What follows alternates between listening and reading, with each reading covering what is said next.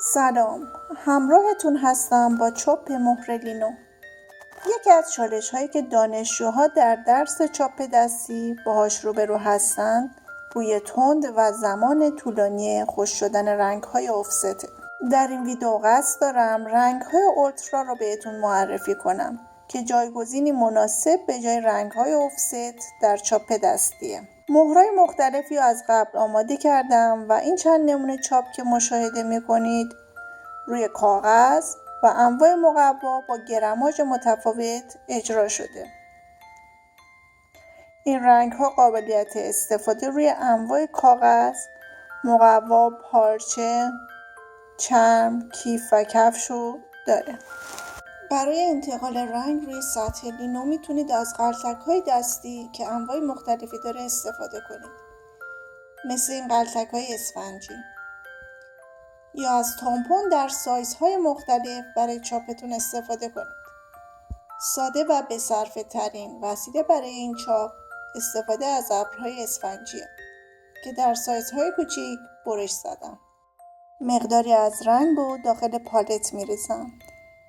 ابر رو آغشته به رنگ میکنم و به صورت ضربه‌ای رنگ رو روی سطح لینو منتقل میکنم. دقت میکنم تمام سطح مهر به صورت یک نواخت و کامل رنگ‌گذاری بشه. مقوا رو روی سطح مهر قرار میدم و با دست فشار میدم تا رنگ کاملا روی سطح مقوا انتقال پیدا کنه. از یک سمت به آرامی مقوا رو از سطح مهر جدا میکنم. همونطور که مشاهده میکنید تصویر به صورت کامل روی مقوا منتقل شده. مزیت رنگ‌های اولترا اینه که پس از چاپ روی کاغذ و مقوا در مدت زمان کوتاهی خشک میشه و اگه بخوایم چاپ چند رنگ داشته باشیم زیاد معطل خشک شدن رنگ‌ها نخواهیم بود. یه مهر دیگه انتخاب میکنم و برای چاپش از 2 رنگ میخوام استفاده کنم. کمی رنگ سبز برمیدارم، برگ‌ها و ساقه‌ها رو رنگ‌گذاری میکنم. مقداری قهوه‌ای برمیدارم و گلدون رو رنگ‌گذاری میکنم.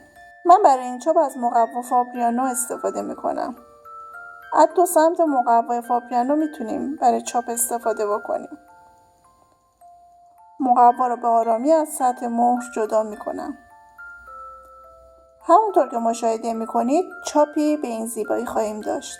امیدوارم این ویدیو براتون مفید بوده باشه و ازش لذت برده باشید. خدا نگهدار.